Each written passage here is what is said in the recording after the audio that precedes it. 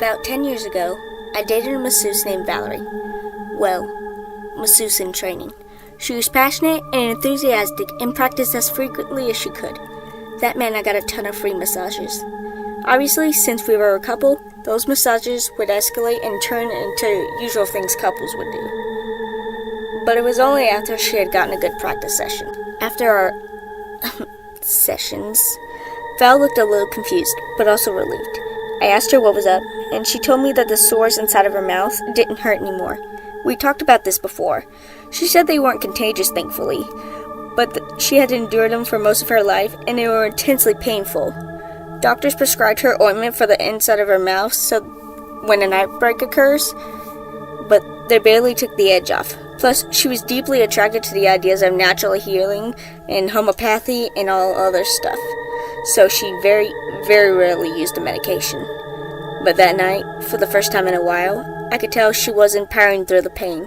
She genuinely felt good and had no idea why. Her pain returned a few hours later. As always, she did her best to ignore it. Fast forward a couple days.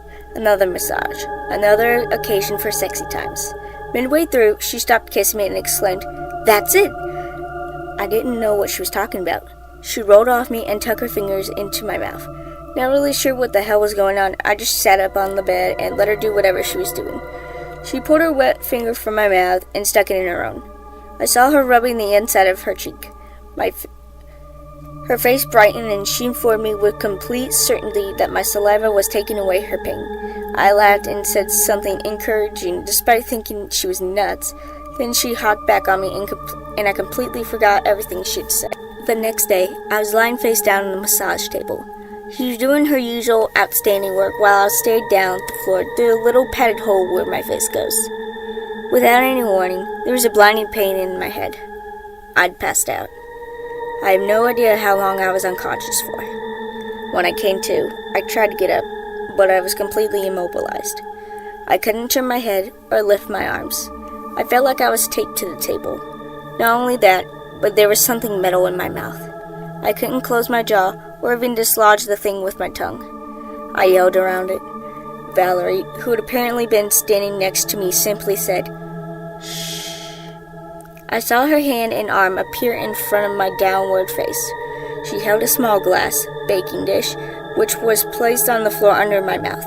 "I'm sorry if the speculum is uncomfortable," she said. At the mention of the word, I gagged. A thin column of saliva drooled from my gaping maw and landed inside the glass container. She reached under and gathered a dollop of the fluid onto her fingertip. Her hand disappeared from my field of view, but I knew where it was going. I heard her moan with relief. "I'm not sure how long I will keep you here," she informed me. "But don't be loud."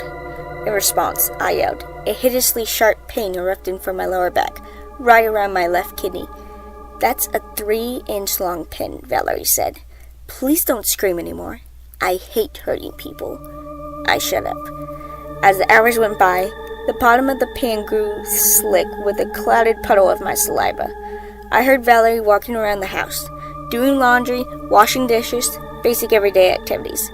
The clatter of pots and pans told me it was almost dinner time. I was ravenous. I estimated it had been over 24 hours since I had eaten any food. Glorious aromas wafted from the kitchen as she cooked. My saliva glands went into overdrive, and I drizzled into sections into the watered container. I heard Val walk in and place the plate high with spaghetti carbonara and appeared to be pork chop directly next to my collection pan. My mouth oozed. "You can't have this," she whispered in my ear, "but feel free to enjoy the smell." She walked away and turned on the TV. The room was filled with sitcom banalities as my body leaked its desire for the meal into the waiting dish. I wanted to cry. At some point, I fell asleep. When I woke up in the morning, the plate of food was gone. The house was quiet. I assumed Val had gone to class. I gargled out a weak yell, but there was no way anyone could have heard it. I was so incredibly thirsty, the smell from my collecting saliva was absolutely horrendous. I could see particulate matter dotting the bottom of the glass, probably old food that had detached from between my teeth. My mouth felt terribly dry. Saliva was still leaking from my glands, but it was thick, almost like corn syrup. The color was milky gray. When it hit the stuff that was already in the pan, it separated from saliva gland dressing. Oily liquid swirled around to the top. I couldn't believe how much I'd produced over the last couple of days. The sound of the front door opening heralded the return of Valerie. She walked over, putting her sneakers in a narrow view. I felt her scratch the top of my head. "You doing okay?" she asked, sounding genuinely concerned. I muttered something obscene from around the speculum. She bent down and picked up the pan. Saliva sloshed thickly around the sides. "I was gonna let you go today," Val informed me. I choked out a sign of relief. I saw a knife for a second and was certain she was about to cut my throat. Instead, she sliced through the duct tape that was holding my head to the table. I craned my neck upwards and tried to shake off the awful muscle cramps. In front of me, I watched Val carefully pour some of the accumulating spit into a glass. She brought it to her lips and took a tiny sip. I almost threw up. She didn't swallow it right away. I could see her swishing it around her mouth and irritating it as she were digesting somnolently, sampling a fine berlina. She smiled at me as she swallowed. Valerie reached into her purse and pulled out a small handgun. Of course she had a fucking gun. I didn't move. She calmly told me that she was about to cut me loose, but if I'd ran before she could talk to me, I'd get shot. I nodded. She cut the tape away. I was suddenly self-conscious as the smell of my old spit replaced by the anemia odor of when I'd pissed myself those 2 times. "Don't worry about it," she whispered. After everything was cut away, she apologized in advance before pulling the tape off my head to unsecure the spectrum still violating my mouth. Chunks of hair came with the tape, and I winced.